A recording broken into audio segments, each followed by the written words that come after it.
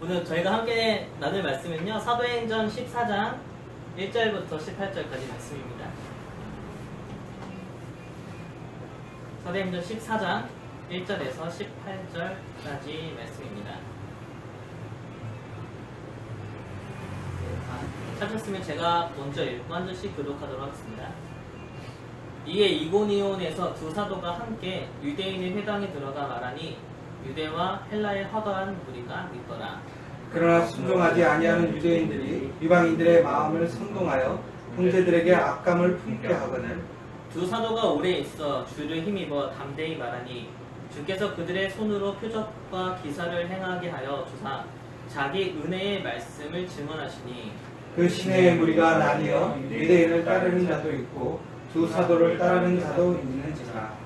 이방인과 유대인과 그 관리들이 두 사도를 모욕하며 돌로 치려고 달려드니 그들이 알고 도망하여 루가온도 유하에 주서 루스드라와 더베와 그 근방으로 가서 거기서 복음을 전하니라. 루스드라에 발을 쓰지 못하는 한 사람이 앉아있는데 나면서 걷지 못하게 되어 걸어본 적이 없는지라. 바울이 말하는 것을 듣거늘 바울이 주목하여 구원받을 만한 믿음이 그에게 있는 것을 보고 큰 소리로 이르되 내 발로 바로 일어서라 하니 그 사람이 일어나 걷는지라. 무리가 바울이 한 일을 보고 루가오니아 방언으로 소리질러 이르되 신들이 사람의 형상으로 우리 가운데 내려오셨다 하여 바나바는 제우스라 하고 바울은 그 중에서 말하는 자임으로 헤르메스라 하더라. 시외 제우스 신당의 제사장이 소와 화환들을 가지고 대문 앞에 와서 무리와 함께 제사하고자 하니 두 사도 바나바와 바울이 듣고 옷을 찢고 무리 가운데 뛰어들어가서 소리질러 이르되 여러분이여 어찌하여 이러한 일을 하느냐. 우리도 여러분과 같은 성정을 가진 사람이라.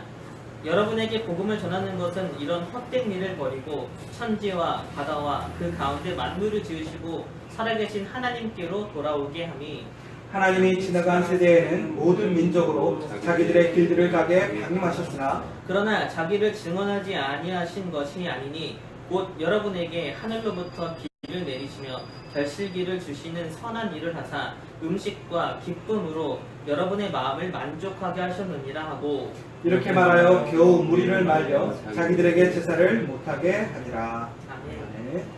네, 수협에 오신 여러분 환영합니다. 이번 주에 굉장히 신기한 일을 하나 경험했습니다. 교회에 저희 현관문이 있는데요. 이 현관문의 비밀번호를 이렇게 적어야 될 일이 있었어요. 근데 그때 저랑 그리고 강난수 전사님 두 분이 계셨는데 이 비밀번호를 적으려고 하니까 기억이 안 나는 거예요. 못 적겠는 거예요. 분명히 오늘 아침에도 비밀번호를 누르고 들어왔거든요. 매일매일 비밀번호를 누르면서 들어오는데 막상 적으려고 하니까 기억이 안 나는 거예요. 그래서 어떻게 했냐면 다시 나가서 문을 잠그고 문키를 열어서 누르니까 그때서야 기억이 나는 거예요. 이렇게 매일매일 아침마다 이 비밀번호가 뭔지 굳이 기억하지 않아도 그 문 앞에 딱 서면 저절로 이제 손이 가잖아요. 저절로 눌러지잖아요. 여러분도 뭐 집 열쇠, 문 열 때 뭐 그런 걸 경험하시기도 하시잖아요. 저는 가끔 이제 집 문 열 때 여기 교회 비밀번호를 누르고 합니다. 이게 너무 익숙한 거죠, 누르는 게. 이것처럼 우리가 이제 머리로 기억하지 않고 몸으로 기억하는 거. 그리고 몸으로 이 모든 걸 체험하는 것을 우리가 체득한다라는 표현을 씁니다. 체득. 체득이라는 단어를 생각할 때 제가 또 겪은 일이 하나 있었는데 제가 이제 여기 교회에서 끝나면 4호선을 타고 이제 내려가는데 이제 지하철 탈 때 이렇게 내려가서 왼쪽으로 꺾어서 들어가요. 이게 이제 굳이 생각하지 않아도 저절로 몸이 반응해서 왼쪽으로 가는 거죠. 근데 어느 날 제가 밖에서 저녁을 먹고 이 반대로 들어올 일이 있었어요. 제가 어느 쪽으로 갔을까요? 이 왼쪽으로 갔어요. 습관처럼. 그리고 아무 생각 없이 지하철을 타고 그냥 가는 거죠. 저는 계단을 내려와서 그냥 어느 방향인지 안 보고 왼쪽으로 가는 게 몸에 체득이 되었으니까.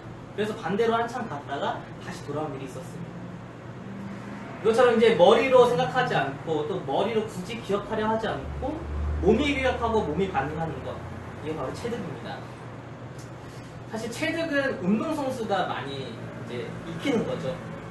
몸으로 그 모든 동작들 해야 될 때 기억하는 거. 제가 야구를 좋아해서 이번 주일에 야구를 했는데요. 공 던지는 게 참 어렵습니다. 원하는 대로 원하는 곳에 정확하게 던지는 게 참 어려운데, 정확하게 던지려면 이게 머리로 되는 게 아니에요. 정확한 투구 동작 하나하나를 정확하게 몸으로 그대로 해야지만 원하는 곳에 이제 공이 들어갑니다. 이것처럼 이제 몸으로 그것을 익히는 것을 이제 체득이라고 하는데, 제가 체득이란 단어를 찾아보니까 이 단어에 또 다른 뜻이 하나 있었습니다. 그 뜻은 이런 의미입니다. 어떠한 뜻을 그대로 이해하고 이것을 실천해서 이 뜻이 그대로 삶으로 이어지는 것, 이걸 체득이라고 합니다.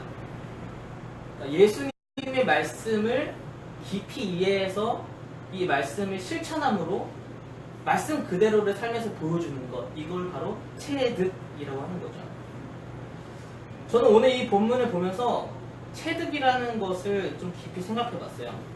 그래서 첫 번째는 오늘 본문에 나오는 루스드라의 걷지 못하는 안진뱅이가 경험했던 체득, 그리고 두 번째는 루스드라와 더베 사람들이 경험했던 체득, 그리고 마지막으로는 바울과 바나바가 겪었던 체득에 대해서 한번 이야기를 해보려고 합니다. 오늘 본문은요, 그 바울과 바나바가 이제 1차 전도 여행 중에 있는데, 1차 전도 여행이 14장으로 딱 끝이 납니다. 거의 이제 막바지가 된 거죠. 지난주에 말씀드린 것처럼 이제 비시디아에 있는 안디옥에서 말씀을 전하다가 쫓겨나게 되죠. 그래서 오늘 말씀 보면 이고니온이라는 도시로 가게 됩니다. 그리고 이제 이고니온에서도 똑같이 회당에서 말씀을 전하기 시작합니다. 비시디아 안디옥에서 비록 쫓겨났어도, 그리고 비방당하고, 그리고 박해를 받았어도, 이제 그렇기 때문에 이제 일정을 포기하고 집으로 돌아가는 게 아니라 다시 이고니온을 갈 수 있었던 이유는, 우리가 이제 앞으로 이렇게 살아야 되는구나 라는 게 예수님이 말씀하신 내가 예수 그리스도를 따라가는 삶을 살아갈 때 받을 박해와 거짓과 모든 어려움을 이제 삶에서 직접 체득을 하게 된 거죠. 우리가 앞으로 이렇게 살아야 하는구나. 그래서 별로 주저하지 않고 다음 도시인 이고니온으로 이동하게 됩니다. 그리고 또 똑같이 이고니온에서 회당에서 말씀을 전해 듣고, 또 똑같이 사람들이 이 말씀을 듣고, 오늘 본문에 보면 유대인과 헬라인의 허다한 무리가 예수님을 믿었다라고 기록하고 있습니다. 그리고 안디옥에서 마찬가지로 이 유대인들, 특별히 순종하지 아니한 유대인들이 이제 바울과 바나바에게 악한 감정을 품고, 이제 자기뿐만 아니라 헬라인 사람들 그리고 이방인 사람들에게 선동해서, 성경편을 보면 선동을 해서 이 바울과 바나바에게 악한 마음을 가지게 만들었습니다. 거짓말을 한 거죠. 하지만 바울과 바나바는 지난주에 말씀드린 것 같이 이것을 아주 당연하게 읽었습니다. 마태복음 5장 11절부터 12절까지, 그러니까 팔복, 그 유명한 팔복에 마지막에 이렇게 기록되어 있습니다. 나로 말미암아 너희를 욕하고 박해하고 거짓으로 너희를 거슬러 모든 악한 말을 할 때에는 너희에게 복이 있나니 기뻐하고 즐거워하라. 하늘에서 너희의 상은 큼이라. 이 예수님의 말씀을 이제 이들이 아주 깊이 이해했겠죠. 그리고 그대로 실천해서 그대로 본을 떠서 그 모습을 보여주는 체득의 삶, 이 바울과 바나가 체득한 삶은 이런 모습이었습니다. 그렇기 때문에 바울과 바나바는 아무리 많은 사람들이 거짓으로 선동을 하든, 뭐 박해를 하던, 거짓말을 하던, 그것에 일절 대응하지 않고 자신들이 전해야 될 말만 전했습니다. 바로 오직 예수 그리스도만 전한 것이죠. 아시다시피 우리가 살아가는 이 세상에도 참 거짓이 가득하고 잘못된 믿음이 가득한 세상입니다. 이단뿐만 아니라 과학적으로도 또 철학적으로도 하나님은 없다라고 얘기하고, 그리고 우리는 창조된 것이 아니라 진화된 것이다. 그리고 예수 그리스도는 존재하지 않았다. 아니, 만약에 존재했어도 예수님은 결코 죽음에서 부활할 수 없다라고 얘기하는 것이 오늘날 우리가 살아가는 세상입니다. 뿐만 아니라 우리 교회를 다니는 것만으로도 때로는 욕을 먹기도 하고, 그리고 사회생활을 하다 보면 교회를 다니는 것 때문에 박해를 받거나 곤란한 상황에 처해질 수도 있습니다. 뭐 술자리에서 술을 권한다거나 일요일날 출근하게 하던가 뭐 이런 곤란한 일을 겪을 수 있는 것이죠. 하지만 우리가 이런 어떤 거짓이나 우리에게 오는 이런 박해들, 때로는 곤란한 일에 일일이 다 대응할 필요 없습니다. 우리는 단지 해야 될 말만 하면 됩니다. 전해야 될 것만 전하면 되는 것이죠. 왜냐하면 어떤 거짓을 반박하거나 아니면 잘못된 논리를 가지고 있는 것을 논리적으로 막 싸움한다고 해서 그 말이 결코 그 사람을 변화시킬 수 없습니다. 오직 말씀만이 그 사람을 변화시킬 수 있고 예수 그리스도만이 그 사람을 변화시킬 수 있기 때문에 우리는 때로는 예수 그리스도 때문에 박해나 거짓을 당한다라도 이것을 복으로 여겨야 합니다. 마태복음 5장에 나온 것처럼 이것이 우리에게는 복입니다. 왜냐하면 말씀만이 또 예수님만이 세 사람을 변화시킬 수 있다면 우리가 말씀을 전함으로써 그리고 예수님을 전함으로써 그 사람에게 살아날 수 있는 기회를 주는 것이기 때문입니다. 그 사람을 살릴 수 있는 그런 기회를 주는 것이기 때문에 우리에게는 그것이 정말 참된 복된 삶인 것입니다. 우리에게는 이 말씀을 전하고 그리고 예수님을 전할 때 찾아오는 또 한 가지 복이 있습니다. 오늘 말씀 3절에 보면 이렇게 기록되어 있는데 이 말씀이 진리이고 예수님이 진리이고 능력이라는 건 우리가 증명하는 게 아니라 하나님이 증명해 주십니다. 말씀이 진리라는 것을 우리가 증명할 필요가 없어요. 예수 그리스도가 구원이라는 것을 우리가 증명할 필요가 없어요. 말씀이 능력이고 말씀이 진리이고 예수 그리스도가 능력이고 예수 그리스도가 진리라는 것은 하나님이 직접 자신이 나타내시고 임하시고 그리고 증명해 주십니다. 3절에 보니까 이렇게 기록되어 있어요. 두 사도가 오래 있어 주를 힘입어 담대히 말하니 주께서 그들의 손으로 표적과 기사를 행하게 하여 주사 자기 은혜의 말씀을 증언하시니 하나님께서 스스로 말씀이 예수님이 진리라는 것을 나타내 주시기 때문에 우리는 아무 걱정하지 말고 그냥 담대히 말하기만 하면 됩니다. 전하기만 하면 됩니다. 그렇기 때문에 우리는 예수님을 전하는 삶을 체득해야 합니다. 말씀을 전하는 삶을 우리의 삶에 체득해야 합니다. 우리를 구원할 이름이 오직 예수 그리스도밖에 없잖아요. 그러면 우리가 전할 것은 너무나 당연히 한 가지입니다. 우리가 말해야 될 것도 오직 한 가지밖에 없습니다. 우리가 예수 그리스도를 다른 사람에게 전할 때 하나님이 필요하시다면 그 전하는 상황 속에서 분명히 기적을 일으켜 주실 것입니다. 그리고 하나님께서 스스로 그 주님이 그 말씀이 진리이고 능력이심을 스스로 나타내 주실 것입니다. 물론 뭐 예수님을 전하는 삶이 여러분들에게 때로는 곤란한 상황에 처해질 수도 있고 또 이제 본격적으로 사회생활을 하면서 그리스도인으로 사는 거 그걸 더 넘어서서 아주 적극적으로 예수님을 막 전하는 삶을 살려고 할 때 분명히 힘든 일, 곤란한 일을 겪을 수도 있습니다. 하지만 아까 말씀드린 것이 그러한 삶이 복입니다. 다시 말씀드리면 예수님을 전하는 사람만이 그리고 예수 그리스도의 그 말씀을 전하는 사람만이 생명을 살릴 수 있는 사람이기 때문입니다. 여러분 주변에 있는 힘든 사람, 또 고민이 있는 사람, 때로는 곤란한 상황이나 여러 가지 한계에 부딪힌 사람들, 그리고 살아날 소망이 없는 그런 사람들이 과연 누구를 찾아올까요? 정말 힘든 사람은 누구를 찾아오는지 아시나요? 생명이 있는 사람을 찾아갑니다. 그 안에 생명이 있는 사람을 찾아갑니다. 제가 군대에 있을 때 뭐 제가 아무리 그 주일에 혼자 예배를 드리고 또 성경을 읽고 막 이래도 아무도 신경 안 썼어요. 그런데 어느 날 제 후임이 물을 끌어가는데 까마귀 한 마리가 자기를 막 공격하는 거예요. 그래서 그 까마귀를 이렇게 불토시로 하다가 태워서 물을 죽였어요. 그래서 이렇게 돌아오면서 저한테 갑자기 오는 거, 자고 있는데 오는 거예요. 깨워서요. 그래서 너무 불길하다고, 나 이러다 큰일 날 것 같으니까 제발 나를 위해서 지금 기도해달라는 거예요. 당장. 아, 후임이 선임을 깨운다는 게 말이 안 되잖아요. 근데 너무 얘가 무서우니까 그렇게 찾아와서 기도를 하다가 부탁을 하더라고요. 이것처럼 정말 우리의 삶에 힘들고 어려운 사람들, 곤란한 사람들, 또 삶에 무너진 사람들이 찾아올 수 있는 그런 생명이 있는 사람, 예수 그리스도를 전하는 사람, 말씀을 전하는 사람이 되어야 합니다. 그것이 그리스도인들이 체득해야 될 삶의 모습인 것입니다.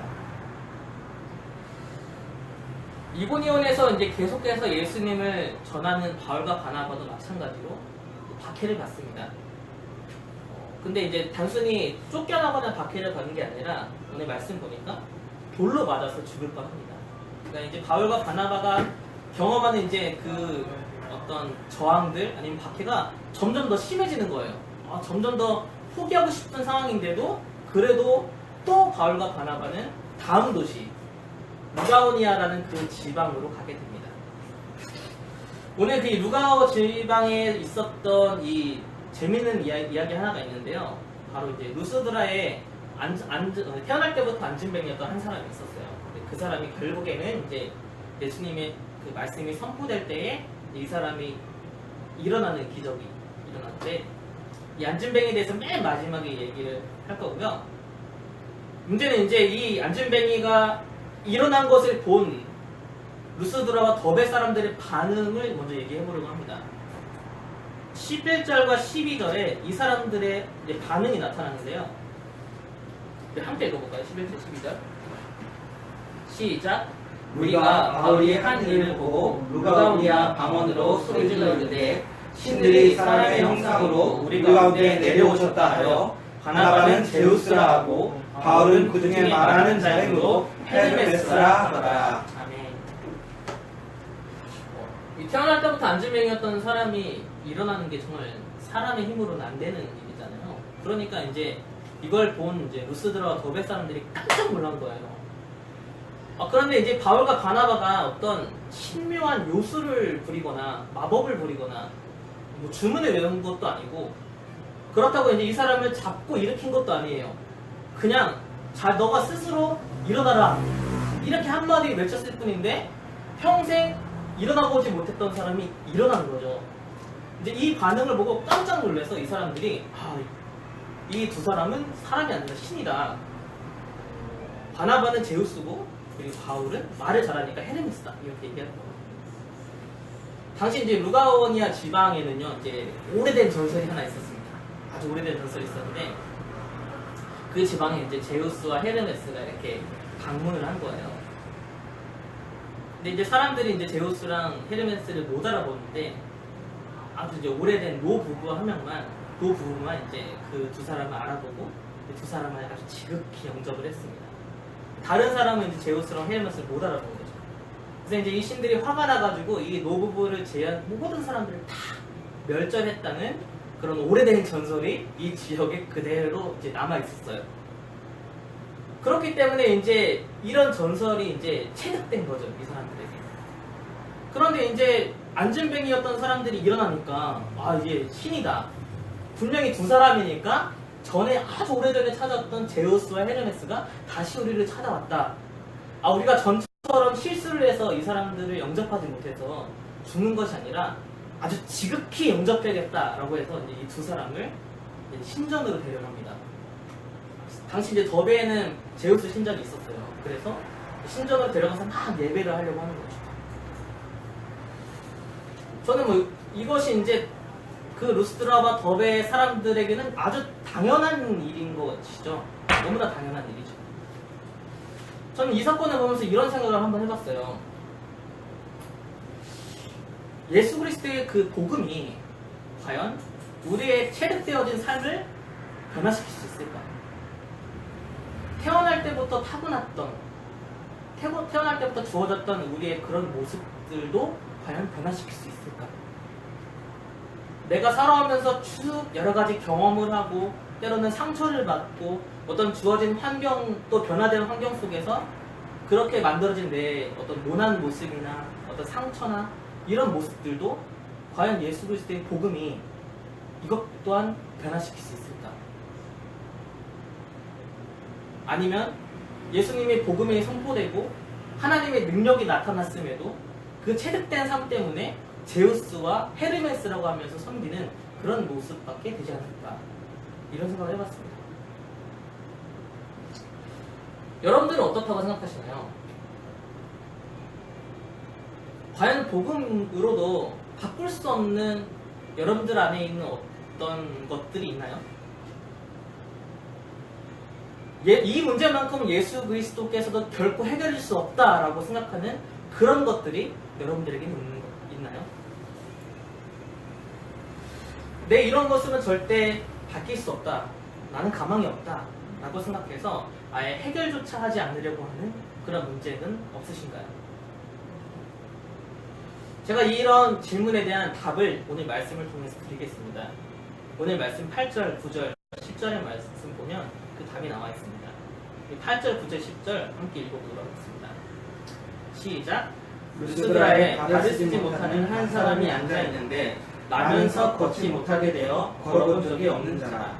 바울이 말하는 것을 듣거늘 바울이 주목하여 구원받을 만한 믿음이 그에게 있는 것을 보고 큰 소리로 이르되 내 발로 바로 일어서라 하니 그 사람이 일어나 걷는지라. 아멘.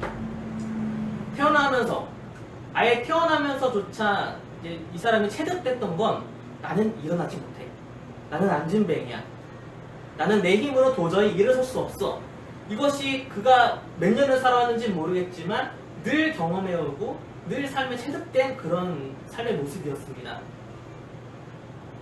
때로는 어떤 작은 희망을 갖기도 했었겠지만 그보다 더 많은 절망으로 나는 일어설 수 없다는 것을 또 확인하고 또 확인하면서 포기했을지도 모르겠습니다. 그런데 이 사람에게 아주 작은 변화 하나가 일어난 거죠. 이 작은 변화는 너무나 작은 변화이기 때문에 우리가 그냥 지나칠 수도 있고 별로 중요하지 않다라고 생각할 수 있는 아주 작은 변화가 하나 일어났습니다. 9절 초반부에 보면 이렇게 기록됩니다. 바울이 말하는 것을 듣거든. 듣는 게 굉장히 중요합니다. 왜냐하면 하나님은 말씀을 통해서 역사하시는 분이기 때문에, 말씀을 통해서 창조하셨고 말씀을 통해서 이스라엘 백성들을 구원해내셨고 말씀을 통해서 이스라엘 백성들을 회개하게 하고 그 말씀이 육신이 되어 우리 가운데 진리를 선포하시고 구원의 복음을 전하시는 것이 바로 예수 그리스도이십니다. 듣는 게 굉장히 중요해요. 우리가 이사야 지금 PT를 하고 있는데 목사님은 이제 PT를 하면서 이제 딱 깨달은 게 주구장창 이제 심판의 예언을 하는데 거기에 항상 이렇게 하는 말이 들어라. 제발 이 경고의 말씀을 들어라. 듣는 것이 굉장히 중요합니다. 이 사람은, 이 안진뱅이는 평생 뭐 수없이 많은 방법으로 자기가 일어설 수 있는 그런 방법을 막 어떠한 방법이든 해봤겠지만 결국에는 일어설 수 없었습니다. 그런데 예수 그리스도의 그 진리의 말씀이 선포될 때 이 사람은 그 말씀을 듣고 일어났어요. 한번 생각해보세요. 예수님이 전해지고 있는데 그 말씀을 듣고 내가 일어날 마음이 생길까요? 내가 일어날 수 있다는 희망이 생길까요?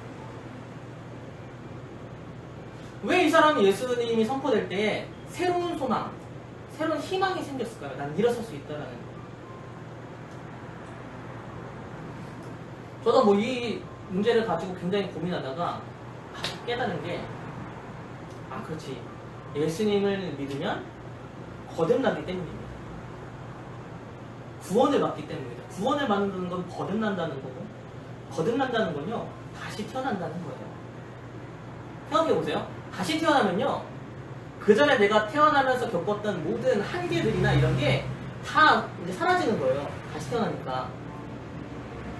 그동안 내가 삶에서 쭉 경험해왔던 어떤 상처들이나 어려움들, 못한 부분 이런 것도 다시 태어나기만 하면 이제 더 이상 이제 소용이 없는 거죠.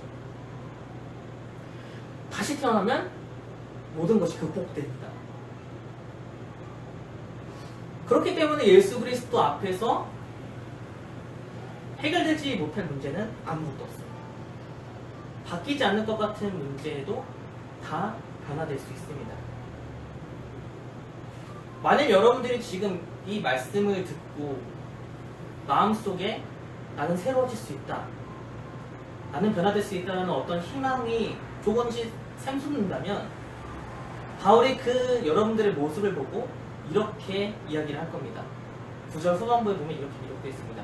바울이 주목하여 여러분들에게 구원받을 만한 믿음이 있는 것을 봤다. 오늘 여러분들에게는 이 구원받을 만한 믿음이 있으십니까?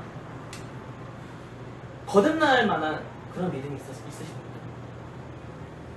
누구든지 그리스도 예수를 믿으면 새로운 피조물이다. 이전 것은 지나갔으니 보라 새 것이 되었도다. 이전 것, 변화되지 않을 것 같은 것, 나의 한계, 여러 가지 상처와 어려움들, 그것이 예수 그리스도를 믿음으로 새롭게 되는, 새로운 피조물이 되는 바로 그런 구원받을 만한 믿음이 여러분들에게 있으십니까? 제가 이 설교를 준비하면서 한번 예화를 생각해 봤어요. 내가 예수님을 믿으면서 정말 변화된 것이 무엇이 있을까? 그걸 쭉 생각해 봤는데요. 예수님을 처음 믿었을 때, 13년, 14년 전, 그때 할 수 있는 간증거리들 정말 많았어요. 그런데 너무 옛날 거잖아요. 최근에 생각해 보니까 없더라고요. 내가 예수님을 믿어서 변화된 나의 모습이 요즘에는 없더라고요. 예수 그리스도를 통해서 내 안에 새로워져 가고 있는 게 지금 저에게 없더라고요. 그런데 분명히 바뀌어야 될 것이 무엇인지 저는 너무나 잘 알고 있어요. 근데 저에게 너무나 익숙한, 저에게 지금 체득된 제 삶의 모습은 이건 안 바뀔 거야. 이건 변화될 수 없어. 이 문제는 건드리기 싫어. 이 문제를 변화시켜가는 건 내가 일찌감치 포기했어 라는 게 제 안에 너무 체득이 되어 있는 거예요. 그러면 이제 우리가 어떻게 변해야 될까? 첫 번째는 말씀을 들어야 됩니다. 말씀만이 우리를 변화시킬 수 있기 때문에 말씀을 들어야 합니다. 그리고 그 말씀에 순종해서 우리 안에 새로운 변화를 일으키시는 그 주님의 능력 앞에 우리가 겸손하게 기도하고 그리고 그 말씀에 순종해야 합니다. 그때 우리는 새로워질 수 있습니다. 그리고 마지막으로 우리는 예수 그리스도를 그리고 그 말씀을 전하는 삶을 살아야 합니다. 말씀을 전하면서 듣는 게 가장 능력이 있습니다. 그렇기 때문에 우리가 앞으로 변화되고 체득돼야 될 삶은 주님의 말씀을 듣고 그 말씀에 순종함으로 새롭게 변화되고 그리고 그 말씀만을 오직 전하는 삶, 그것이 우리의 삶에 또 그리스도인이라면 마땅히 체득돼야 될 삶의 모습인 것 같습니다. 우리 말씀을 생각하면서 함께 붙잡고 기도했으면 좋겠습니다.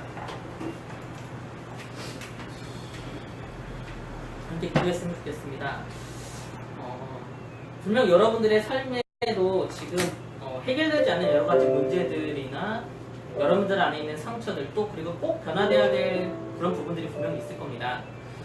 하지만 그 주님을 의지하면서 이것을 새로워질 그런 어떤 마음조차 잃어버리고 있었다면, 그 믿음조차 없었다면 우리 다시 회개하시고 주님을 믿는 믿음으로 이 문제를 다시 주님께 맡겨드리면서 나의 어려움들, 이런 한계들, 이런 문제들을 해결하실 분이 오직 주님이신다라고 고백하면서 그 문제를 맡기시고 새롭게 되는 것을 경험하시기 원합니다. 우리 함께 그것을 붙잡고 기도했으면 좋겠습니다. 기도하겠습니다.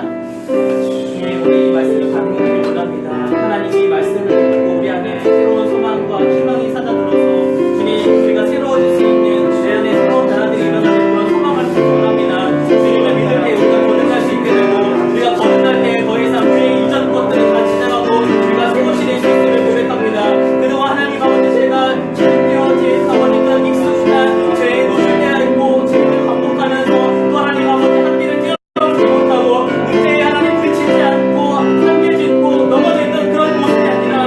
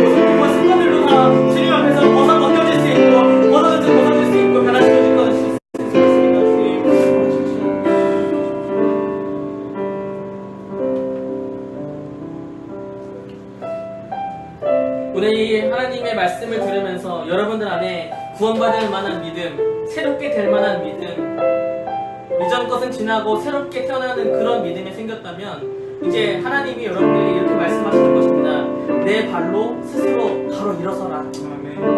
순종하는 것이 중요합니다. 이런 믿음이 중요하고 믿음이 생기는 것도 중요하지만 그것에 반응하여서 순종하고 이제 그 문제와 신념하고 부딪히면서 스스로 이겨내는 것이 중요합니다. 더 이상 똑같은 문제, 똑같은 어려움에 부딪히고 넘어진 게 아니라 이제는 예수 그리스도의 그 능력으로 일어서고 변화되는 그런 삶을 소망하면서 함께 기도했으면 좋겠습니다. 기도하도록 하겠습니다. 하나님 아버지, 우리에게 구원받을 만한 믿음이 있음을 고백합니다. 하나님 제 안에 나를 새롭게 하고 내가 변화된 하나님과 내가 주님의 능력을 통하여서 정말 새롭게 태어난 믿음이 제 안에 새롭게 생겼음을 주님께 고백합니다. 하나님 이 믿음이 믿음으로만 끊기지 않고 이제는 주님과 스스로 제가 바로 일어서라고 말씀하실 때 하나님 그 말씀에 순종하여서 이제 하나님 아버지 그 문제에 신뢰하고 부딪히면서 또 똑같은 문제에 넘어지지 않고 또 똑같은 모습에 하나님 낭망하고 또 똑같은 모습에 반응하지 않고 이전과는 다르게 주께서 주시는 능력으로 주시는 마음으로 주께서 주시는 의지로 일어서고 또 일어서며 변화될 수 있도록 도와주옵소서. 하나님 지금 우리에게 하나님 주께서 아버지 구원받을 만한 믿음을 하나님 더해 주시기 원합니다. 그 말씀이 능력이 되어서 예수 그리스도가 능력이 되어서 아버지 우리의 모든 어려움들도 문제들도 그 그리스도 앞에서 다 사라질 수 있고 하나님 다 해볼 수 있고 해결될 수 있는 것을 믿게 하여 주옵소서.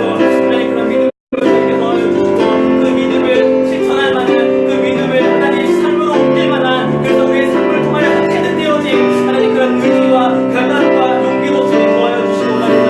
그래서 하나님 그리스도의 말씀을 삶으로 살아내고 하나님 그리스도의 말씀을 삶으로 드러내는 하나님 그런 삶을 살아가게 하여 주옵소서. 주님의 삶을 살아가게 하여 주옵소서. 주님의 말씀을 그대로 살아내는 삶이 되게 하여 주시기 원합니다. 주님 그런 믿음을 허락하여 주옵소서. 주님 그런 믿음을 허락하여 주옵소서. 이제 마지막으로 우리 교회를 위해서 기도하고 그리고 각자 기도 제목 가지고 기도하고 돌아가셨으면 좋겠는데요. 마지막으로 교회를 위해서 기도할 때는 우리 교회가 다른 것이 아니라 오직 예수 그리스도와 그 말씀을 능력 있게 전하는 그런 교회 되도록 기도했으면 좋겠습니다. 그리고 그래서 정말 절망 끊인 사람들, 마치 안진뱅이와 같이 스스로 일어나길 포기한 사람들이나 어려운 사람들, 곤란한 사람들, 또 절망 끊인 사람들이 찾아와서 생명을 얻을 수 있는 그런 능력 있는 교회, 오직 예수 그리스도만 증거하는 그런 교회 되도록 기도하시고 각자 기도 제목을 지키고 돌아가셨으면 좋겠습니다. 기도하도록 하겠습니다.